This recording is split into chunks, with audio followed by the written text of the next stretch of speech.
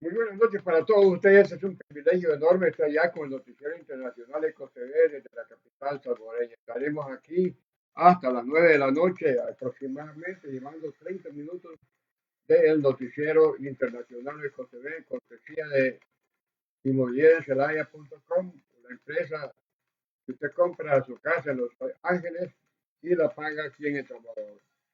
Así que aquí estamos ya. Usted puede evitar el www.inmobiliaria celaya.com y preguntar siempre en los teléfonos que aparecen en su portada. Bueno, vamos a comenzar ya con noticiero. Hay algunas noticias que tenemos que dar a través de la plataforma digital. Hay algunas cuestiones, por ejemplo, hay una preocupación primero porque siempre sigue haciendo este frío que a mí me tiene aquí con este, como que fuera de tortuga, ¿verdad? Hay una de las cuestiones ya delicadas donde los transportistas advierten del paro técnico en el sector, acusan atrasos por el pago de la compensación. Transportistas advierten de paro técnico en el sector. Lucio Vázquez y Luis Regalado, empresarios del transporte público de pasajeros, advirtieron sobre la posibilidad de un paro técnico en el sector, debido a la situación financiera que enfrenta el rubro desde hace varios años, debido a la competencia ilegal, dijeron, y por el atraso en el pago de la compensación económica. Nosotros estamos llegando a lo que en años atrás mencionamos, nosotros no vamos a hacer ningún paro de ningún tipo porque no podemos, sobre todo en las condiciones del país. Pero hay algo que es bien cierto, este ya es un paro técnico que se traduce en la pérdida de las unidades, afirmó este viernes 6 de febrero Vázquez en la entrevista de la Telecorporación Salvadoreña, TCS. Según información de los empresarios, al menos desde hace 2 años, el sector ha perdido 1.500 unidades, concentrándose en el área urbana, que no pudieron ser renovadas y que, finalmente, salieron de circulación. La situación económica no nos permite adquirir nuevas unidades, y muchas han dejado de operar porque ya cumplieron su vida útil, señaló Regalado. Tanto Vázquez como Regalado dijeron que el problema central es económico, y que actualmente el gobierno les adeuda 8 meses en el pago de la compensación, lo que representa alrededor de $25 millones. Son prácticamente $25 millones que, si nos los entregasen ahora, ya no tienen el mismo valor que si nos los hubieran entregado hace 8 meses, expresó, al explicar que los retrasos han generado deudas con proveedores y costos adicionales por intereses. Los transportistas también señalaron que la tarifa del transporte urbano se mantiene congelada desde hace más de 2 décadas. Tenemos un congelamiento de la tarifa de 22 años, y una compensación. Vamos a ver acá que se nos frizó la información. Vamos a llegar acá, por favor. Permítanme un momentito. Vamos a volver acá. Vamos a volver acá. Transporte y representantes de la población. Formemos una mesa de verdadero diálogo y solución, no solo para ir a tomar café, sino para discutir alternativas viables, manifestó Regalado, al subrayar que el objetivo es encontrar una salida que permita garantizar la continuidad del servicio. Los voceros insistieron que, de no atenderse los problemas estructurales y los atrasos en los pagos, el sector podría verse obligado a un paro técnico, al asegurar que las condiciones actuales dificultan mantener la operación regular del transporte público en el país. El miércoles 4 de febrero, la prensa gráfica envió un correo electrónico a la Unidad de Comunicaciones del Ministerio de Obras Públicas, MOP, para solicitar una postura sobre el atraso en el pago de la compensación, pero al momento se continúa a la espera de una respuesta. Bueno, así las situaciones, señores, recordar que ese es un tema bien sensible y en el editorial de ahora nos hubiera gustado dedicarle esto, pero en realidad estamos yéndonos así sin tocar los editoriales, pero vamos a regresar a los editoriales para darle más sazón al noticiero. Entre otras las cuestiones que también yo les quiero llevar, ya hay algunas cuestiones bien delicadas donde también ya Norman Quijano, la sala la sala de lo penal confirma la condena para Norman Quijano y la defensa presentará un recurso de casación. Eso ya lo tenían planificado ellos, que así iba a pasar. Entonces vamos, como una nota de orden público, vamos a darla en este momento. Sala de lo Penal confirma condena para Norman Quijano. Defensa presentará recurso de casación. La Sala de lo Penal de la Corte Suprema de Justicia, CSJ, confirmó la condena de 13 años y 4 meses de prisión contra Norman Quijano, expresidente de la Asamblea Legislativa y ex candidato presidencial por el partido Arena.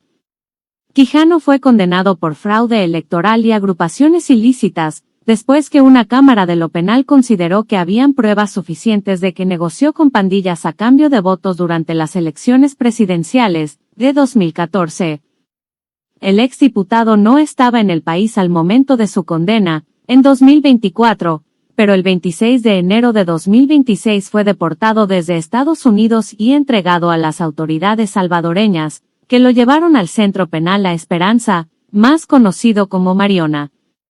Sus abogados defensores habían presentado un recurso de apelación ante la Sala de lo Penal, y habían pedido que se anulara la condena o se repitiera el juicio, pero los magistrados de esta instancia no avalaron ninguna de esas peticiones, y confirmaron la pena impuesta por la Cámara.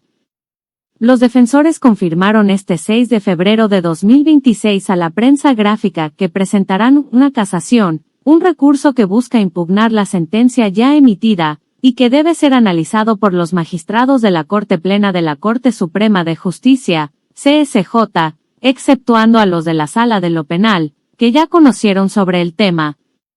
La Fiscalía salvadoreña confirmó en sus redes sociales que Quijano seguirá detenido en Mariona mientras tanto. Combate a la corrupción, la @FGR-SV ha recibido la confirmación de condena de más de 13 años de cárcel, impuesta a Norman Quijano por los delitos de agrupaciones ilícitas y fraude electoral. La condena fue impuesta por la Cámara Segunda de lo Penal de San Salvador, en el año. pic.twitter.com/axxcrims3, Fiscalía General de la República El Salvador, @FGR-SV, February 5, 2026. La defensa de Quijano también dijo a este medio que la Cámara Segunda de lo Penal de la Primera Sección del Centro ha ordenado una evaluación médica para el ex político, la cual debe ser realizada por expertos del Instituto de Medicina Legal en los próximos días. Qué bueno, primero por el estado de salud de Norman y por la otra también, que si la sala la Corte Suprema en pleno ya toman una decisión, eso sería una cuestión, ya sea por humanismo y todo eso. Sin embargo, son cosas que ellos lo van a terminar dirimiendo y que sigan haciendo la labor en aras de que por la salud de Norman también que tenga un poquito más de beneficios con relación a este tema. Así es de que, y en lo particular, yo les quiero dar las gracias a todos ustedes que me permiten llegar aquí, cortesía de Inmobiliaria Celaya, expertos en bienes raíces en El Salvador. Desde Estados Unidos usted puede comprar su casa y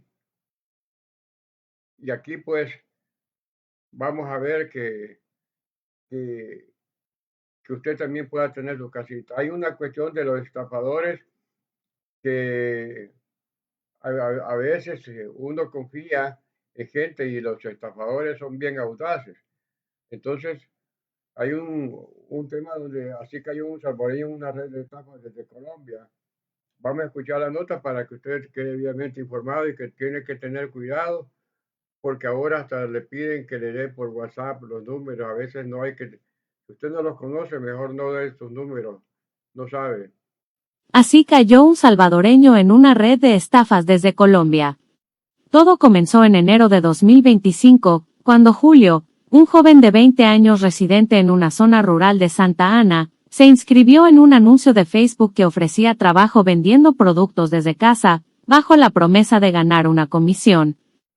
Durante la capacitación virtual, los reclutadores, quienes se identificaron como extranjeros de nacionalidad colombiana, convencieron al joven y a otros participantes de proporcionar datos personales, incluidas sus cuentas bancarias para recibir los pagos de los clientes. Les dijeron que el dinero caería en su propia cuenta. Sostenían que el monto del pago les llegaría directamente y allí agarrarían su comisión y lo demás se lo darían a los colombianos, Cuenta la abogada de la víctima, quien explicó que los estafadores utilizaron una lógica inversa para ganarse la confianza de los implicados. Eso, según la abogada, resultó ser un anzuelo muy tentador para personas de escasos recursos en zonas rurales, que buscaban trabajar desde su casa. Así Julio empezó a cumplir con lo pactado. Al inicio recibía depósitos de las ventas de productos que hacía de forma virtual, quedándose con una comisión y transfiriendo mediante Bitcoin el resto a los colombianos. Sin embargo, la realidad golpeó a Julio cuando vio una publicación en Facebook con su rostro, donde un usuario denunciaba: "Esta persona es una estafadora, no le crea porque ya me estafó con $200 por un ventilador que nunca recibí". Al percatarse de que estaba siendo usado, el joven contactó a los sujetos en Colombia, y les advirtió que no les entregaría el último flujo de dinero recibido. La respuesta de los estafadores fue inmediata y violenta. Recibió amenazas por chat, y un pickup gris sin placas llegó a su casa en la zona rural, estacionándose frente a su cerco para intimidarlo. Aterrorizado, Julio acudió a una estación policial para denunciar las amenazas, pero poco después, en febrero de 2025, la misma policía llegó a su casa con una orden de captura por estafa.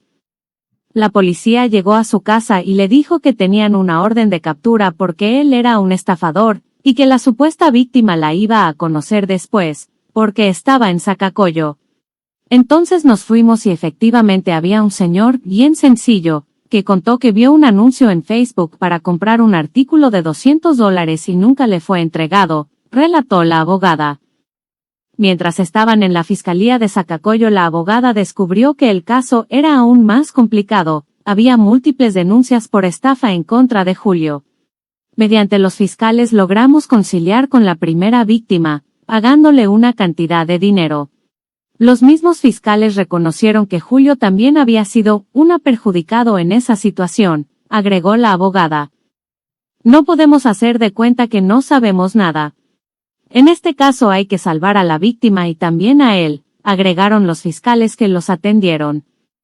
Después de eso el joven, con ayuda de familiares en Estados Unidos, logró pagar los $200 para archivar el caso. A pesar de la conciliación, el sistema no dejó de perseguir a Julio. Las denuncias de otras víctimas seguían cayendo y la policía volvió con más órdenes de captura, incluso a su lugar de trabajo. Aunque interpusieron una querella formal en la fiscalía para demostrar que él era una víctima de amenazas y de estafa internacional, las autoridades no avanzaron en la investigación hacia los estafadores, sino que enfilaron contra Julio. Cuando pedíamos resultados sobre los verdaderos culpables, la respuesta institucional era desalentadora. Nos decían que estaban investigando y que era bien poco probable que los capturaran porque los estafadores eran extranjeros, detalló. Con el pasar de los meses, Julio ya no pudo soportar la presión financiera para conciliar con todas las víctimas, y tampoco el acoso policial. Las autoridades tampoco tomaban en cuenta las denuncias que él mismo había interpuesto. En octubre de 2025, la Fiscalía anunció que logró capturar a 52 personas vinculadas a una red transnacional de estafas, asegurando que estas personas eran conscientes de estar cometiendo un delito. En las capturas la institución solo presentó a 2 colombianos y el resto son salvadoreños. En la mayoría de casos, fueron reclutados como Julio, a través de engaños en redes sociales. Bueno, así la cosa, señores, es bien delicado porque también como son internacionales, también ahí donde tiene que trabajar ya el organismo de, digamos, en este caso hasta la DEA tiene que trabajar internacionalmente cuando son estos casos así. Hay que estar siempre pendiente que usted, que es un muchacho que quiere trabajar, debe tener cuidado porque eso así como le pasó a Julio, le puede pasar a otro. ¿Qué es lo que más vamos a decirles a ustedes la noche aquí a través del noticiero internacional, a través del noticiero Ecos TV? Hay una de las cuestiones bien delicadas donde ya México registra menos migrantes salvadoreños en situación irregular en el 2025.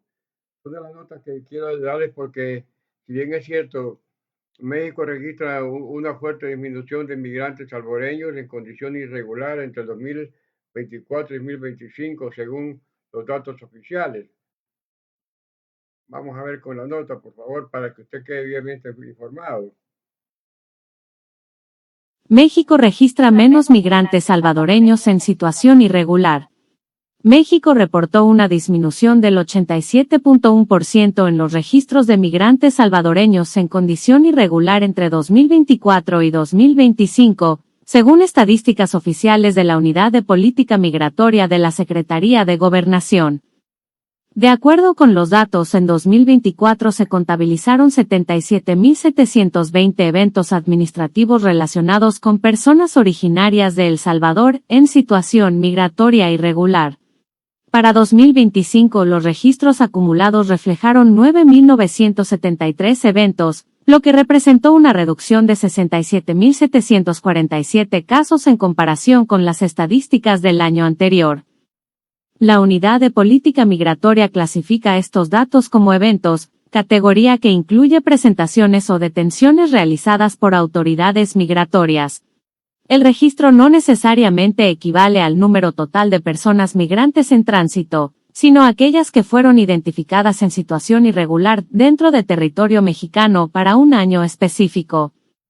Las personas presentadas ante las autoridades migratorias mexicanas por tener una situación irregular de estadía en el país pueden tener distintas resoluciones para sus casos. Una de estas es la deportación. Las estadísticas de la unidad señalan que en 2025, 431 salvadoreños fueron deportados desde ese país.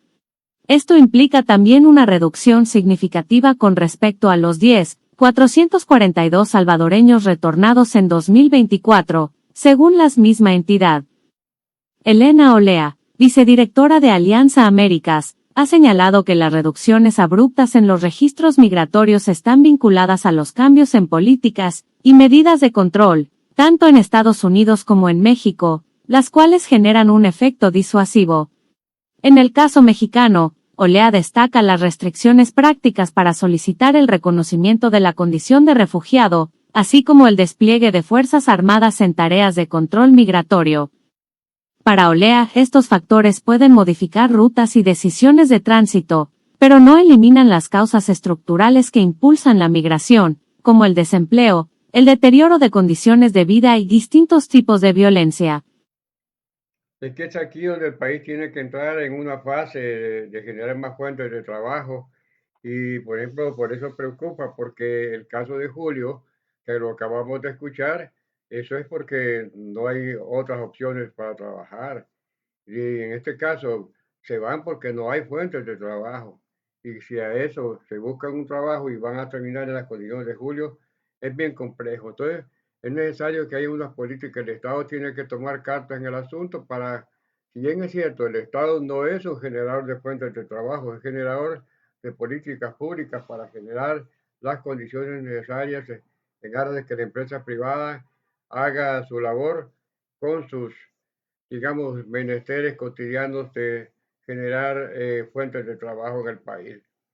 Así que en lo particular a mí me llama la atención también en Venezuela ya se ha autorizado la ley de amnistía y eso va a dar más, según lo que ha dado el, ya en Venezuela, que ya el otro martes se aprueba del todo y que al más tardar el viernes saldrían aquellos gente que Maduro y compañía metieron presos por protestar en contra del régimen. Hay gente que yo casi lloro del dolor porque cuando uno mira las noticias le parte el alma de ver que ya llega el presidente de la Asamblea. Así que ahí hablar y decir que ya la otra semana van a salir y que solo también pues sí, pero también ellos están acuerpando a través de esa ley porque ellos también han cometido ilícitos de crímenes de lesa humanidad. Entonces, el, es necesario que también que se cumpla la ley en Venezuela y que ya que Maduro ya no está, porque a raíz de lo que ha pasado en Venezuela, también las cosas van aumentando. Y por otro lado, ya los Estados Unidos, dentro de, ha, ha va a llevar al mero de energía para tratar de que en Venezuela la economía comience a fluir. Porque en el caso de Jorge Rodríguez, que es el presidente de la Asamblea, también es necesario decir que cumplan, pues, porque de esa manera, si son crímenes de lesa humanidad, que esos nunca van a prescribir, es necesario también que así como a Saab y a todas estas gentes y gente que han estado ahí siempre con situaciones bien delicadas, no digamos, puedan solventar la situación para que esa gente inocente no tenga no tenga que básicamente que caer en la mentira. Por eso también es nuevo donde le piden a la nueva viceministra de la diáspora revisar las políticas migratorias. Son de las cosas que estamos tocando aquí en esta noche a través del Noticiero Internacional Ecos TV, en un compromiso con ustedes y a la nación. Bueno, vamos por acá. Piden a nueva viceministra de Diáspora revisar políticas migratorias. El Ministerio de Relaciones Exteriores nombró a Patricia Godínez Aguillón como nueva viceministra de Diáspora y Movilidad Humana, en sustitución de Cindy Portal, quien fue designada recientemente embajadora en Canadá, según informó oficialmente el Ministerio de Relaciones Exteriores el pasado miércoles.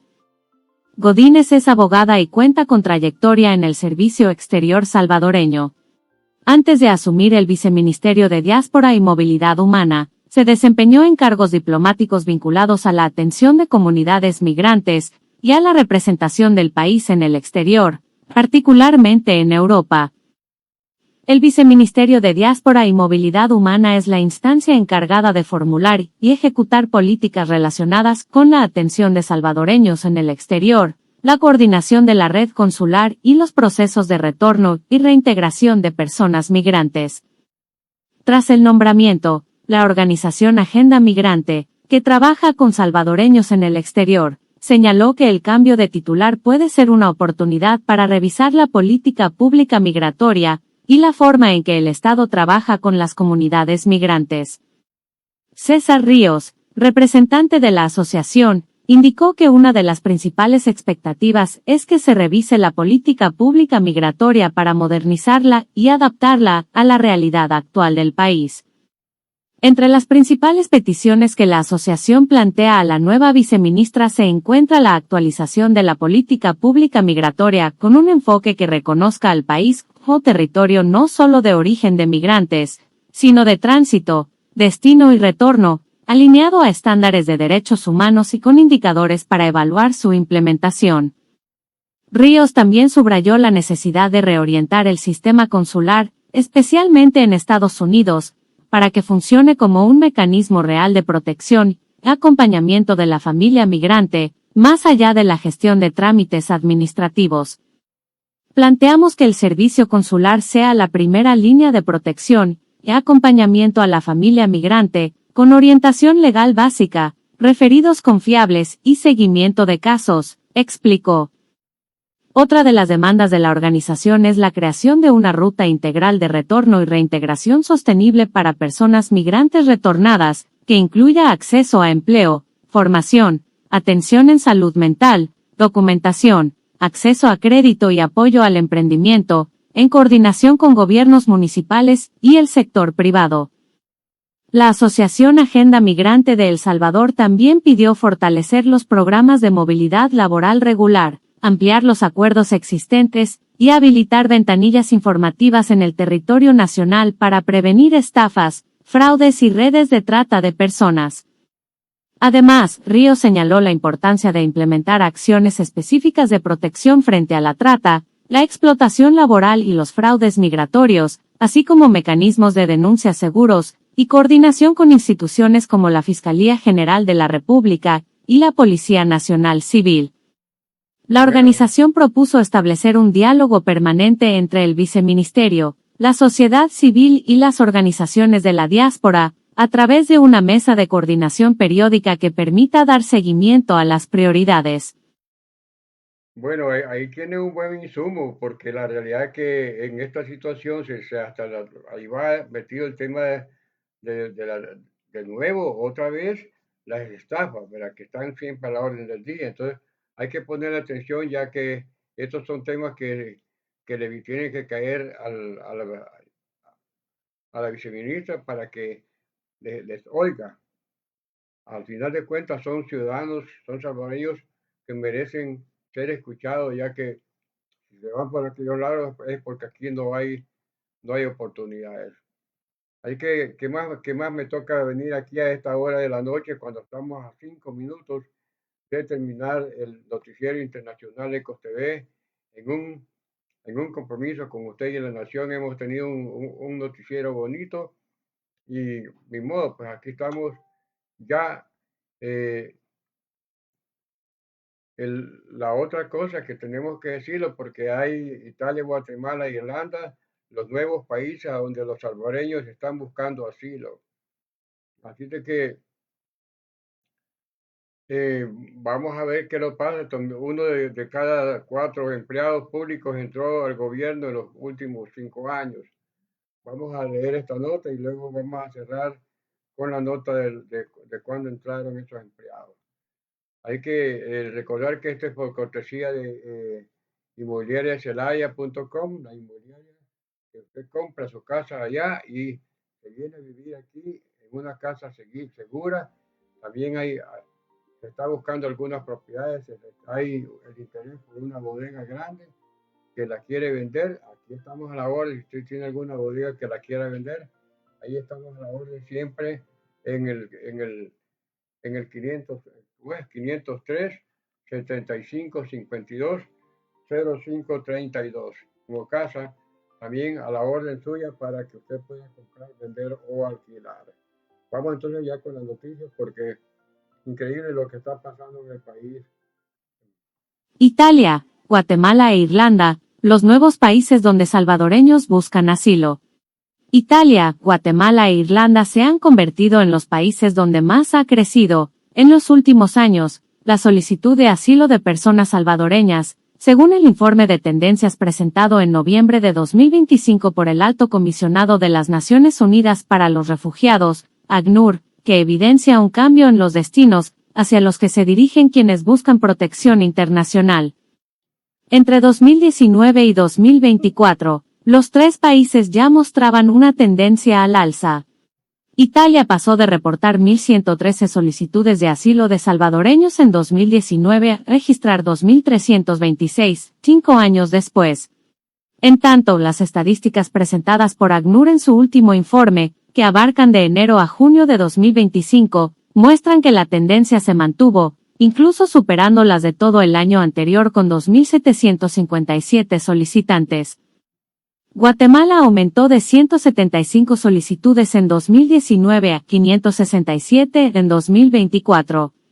Hasta mediados de 2025, la estadística casi alcanzaba la del año anterior, con 512 peticiones de asilo por parte de personas salvadoreñas. Irlanda, por su parte, dejó atrás cifras mínimas, 18 solicitudes en 2019, para pasar a 273 en 2024. Mientras en los primeros 6 meses de 2025 superó esa cifra con 277 peticiones.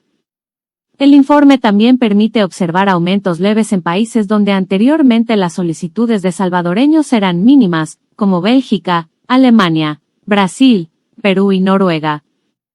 Aunque el volumen total sigue siendo menor que el registrado históricamente en destinos tradicionales, el incremento evidencia una diversificación en las rutas elegidas por quienes buscan protección internacional. El informe de tendencias de ACNUR muestra que, pese a los cambios, Estados Unidos, EUA, México y España siguen siendo los destinos con mayor volumen de solicitudes de asilo por parte de salvadoreños, aunque este último presenta una reducción significativa del 63% entre 2019 y 2024 que parece mantenerse en 2025. Las solicitudes presentadas por salvadoreños en EUA en 2019 fueron 113.404, mientras que en 2024 fueron 115.460, una diferencia de 2.056 peticiones. En tanto, la cifra registrada para el primer semestre de 2025 equipara a la del año anterior, con 115.460 solicitudes. En el caso de México, las peticiones pasaron de 9.563 a 12.056 entre 2019 y 2024, respectivamente. Para de enero a junio de 2025 la cifra reportada fue de 5.689.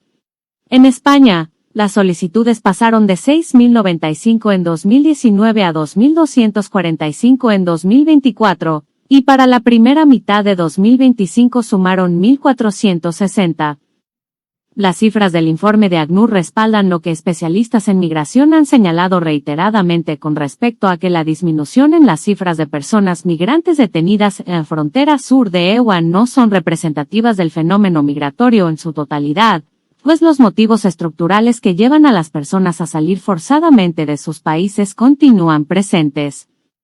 La experta Celia Medrano advierte que puede resultar superficial afirmar que la disminución de registros de detenciones equivale a reducción de flujos migratorios, señala, al advertir que las personas pueden estar reconfigurando rutas o solicitando protección en otros territorios.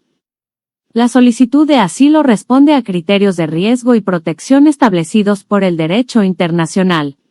Una persona puede pedir asilo cuando alega un temor fundado de persecución por motivos como violencia, amenazas directas, persecución política, violencia de género u otras situaciones que el estado de origen no puede o no quiere prevenir.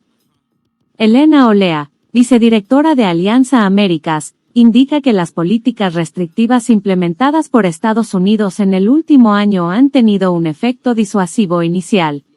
Sin embargo, advierte que los cambios en las rutas y destinos podrían responder a una evaluación de riesgos y oportunidades ante nuevas políticas migratorias. Los factores que obligaban a salir no han disminuido, advierte. Bueno, así es la noticia, señores.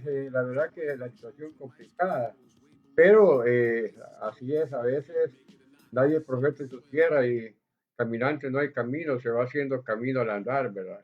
Entonces, todas las cuestiones bien delicadas. Para cerrar la noticia, que nos quedamos un par de minutos más, vamos a dar la noticia de que de cada 4 empleados entraron 5 en los últimos 5 años.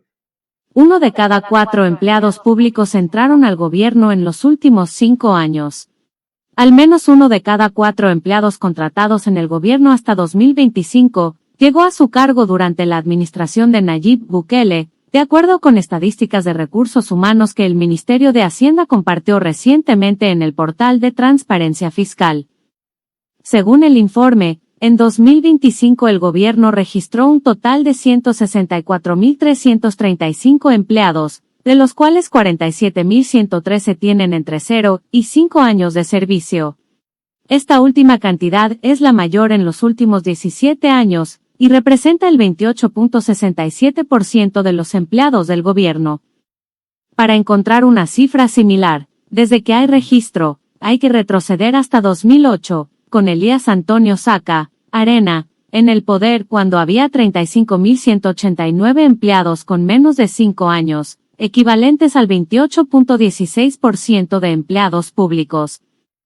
Las cifras presentadas por Hacienda no incluyen a personal contratado en asamblea y órgano judicial, así como tampoco a la Corte de Cuentas, Ministerio de Defensa ni empresas públicas, CEL, ANDA, Lotería y CEPA, por lo que la cifra de contratados y el porcentaje en relación al total podría ser mayor. Hacienda elabora todos los años el referido informe, en el que presenta las cifras de empleados del gobierno a partir de diferentes criterios: género, edad, nivel salarial, nivel educativo y categoría del puesto, o tiempo de servicio. En este último registro, se establecen 6 rangos: empleados de 0 a 5 años, de 6 a 10 años, de 11 a 20, de 21 a 30, de 31 a 35 y de 36 en adelante. La tendencia de las cifras desde 2019, el último año de la gestión de Salvador Sánchez Serén, refleja un incremento elevado de personas contratadas en el primer rango dentro del sector público, mientras que las estadísticas de personal con más tiempo de servicio presentan descensos. Por ejemplo, el año 2019 cerró con 28.128 empleados contratados en los últimos 5 años, un 16.65% de todo el personal de gobierno. En 2025, esta cifra casi se duplicó y llegó a los 47.113. En contraste, hasta 2019, había 140.803 trabajadores con 6 años o más de función pública, mientras que en 2025, se registraron 117.222 personas en ese rango, lo que representa una reducción de 23.581 personas. Sindicalistas y economistas consultados consideran que estas cifras reflejan la contratación de personal afín por parte del partido de gobierno, mientras se hicieron recortes de trabajadores provenientes de administraciones anteriores. Esto explicaría por qué a nivel global, las cifras de empleados de gobierno han variado poco entre 2019 y 2025, pasando de 168.941 al inicio de esta administración y 164.335 al final de su primer periodo, una diferencia de solo 4.606 personas. Sin embargo, los analistas entrevistados también advierten del despido de empleados contratados por esta misma administración. En 2024 el gobierno aplicó recortes masivos de personal previo al acuerdo con el Fondo Monetario Internacional, y la cifra de recién contratados bajó de 45.820 al cierre de 2023 hasta los 41.365 en el siguiente año, aunque de nuevo experimentó un incremento en 2025, cuando cerró en los mencionados 47.113. Lo anterior, según Héctor Rodríguez, del Movimiento de Trabajadores Despedidos, MTD, es un síntoma de esa inestabilidad laboral a la que se enfrentan los empleados públicos durante esta gestión gubernamental, en el sentido de que el descenso de empleados que tenían menos de 5 años laborados en 2024 significa que fueron despedidas personas contratadas en ese mismo quinquenio. Esta nueva generación contratada por Nuevas Ideas no está viendo en el sindicalismo una opción de organización para la defensa de sus derechos. Están aceptando esa precarización de la contratación de sus trabajos, indicó Rodríguez con respecto a las dinámicas de contratación actuales.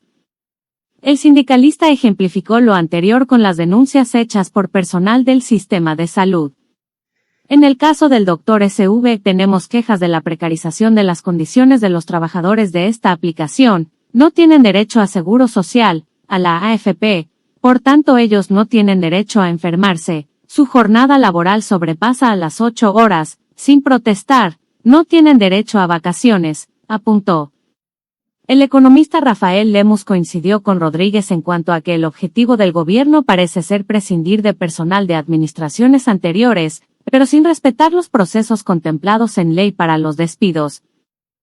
Esos más de 47.000 empleados que tienen entre 0 y 5 años en labores, significa que es gente que Nuevas Ideas metió a instituciones, y que, por lo tanto, sacó a gente que estaba ahí. Y eso fue bastante notorio, sobre todo cuando llegaron en el año 2019 y desmantelaron. Así han ido institución por institución, apuntó Lemus. No ha sido muy racional, simplemente volarse instituciones, agregó. Rodríguez, que vivió ese proceso precisamente en 2019, lo explica así. Cuando llega Bukele, se desaparecen 5 secretarías y se reduce a su mínima expresión personal. Llegamos a aproximadamente a ser 1.000 personas las despedidas.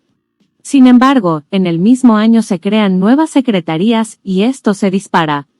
Es decir, te despiden 1.000 pero te contratan 1.000.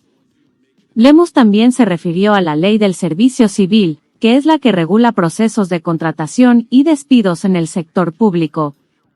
La ley era bastante garantista, a los empleados públicos no era tan fácil despedirlos, y les daba tutela para seguir recursos ante Sala de lo Civil y presentar recursos de violación de derechos. Todo esto está anulado, no se tramitan ni se resuelven, apuntó. Mientras Rodríguez recordó que, casi al cierre de la gestión de Salvador Sánchez Serén, hubo una propuesta en el tema, pero que esta fue rechazada porque significaba pérdida de derechos conquistados. La Ley del Servicio Civil, de hecho, está mencionada en el acuerdo entre el gobierno de El Salvador y el FMI, en el sentido de que debe reformarse la misma. Si bien dicha propuesta debe presentarse este año 2026, el gobierno no se ha referido públicamente al tema para explicar qué cambios propondrá a la misma. En ese tema, sin embargo, el oficialismo ya se opuso a una propuesta de ley de la función pública, presentada en octubre de 2024 por la diputada Marcela Villatoro, Arena, y que buscaba regular formas de contratación por méritos y garantizar estabilidad laboral. La ley de la función pública buscaba ponderar experticia, conocimiento, tiempo laboral, exámenes para ascensos, es decir, meritocracia. Sin embargo, hoy se aplica lo contrario, la cherocracia, apuntó la legisladora sobre dicho proyecto de ley, y sobre las cifras de empleados contratados en este quinquenio. Bueno, así es la noticia que debemos cerrar el noticiero internacional, dando las gracias a usted que me ha permitido venir con todo el corazón en la mano. De todo corazón, valga la redundancia, me permito decirle que siempre estaremos aquí entre las 7, las 7:30 o a las 8. Que usted nos vaya diciendo a qué hora quiere el noticiero para poder así llevarle con ustedes el noticiero en una transmisión en directo y exclusiva de la capital salvadoreña para todos los que están lejos de las fronteras patrias, especialmente en España, en Italia y en Estados Unidos. Así que un grato saludo para la gente, para la señora Celaya de la inmobiliaria celaya.com, inmobiliariacelaya.com, para que usted también prefiera los servicios de ellos. Es que no me queda más que dar las gracias y será hasta la próxima, cuando volvamos acá con el otro noticiero internacional, siempre en un compromiso con ustedes, el mensaje final. Hagamos las cosas bien, hagamos las cosas bien y no hagamos las cosas mal. Seamos correctos y no seamos corruptos. Buenas noches y hasta la próxima.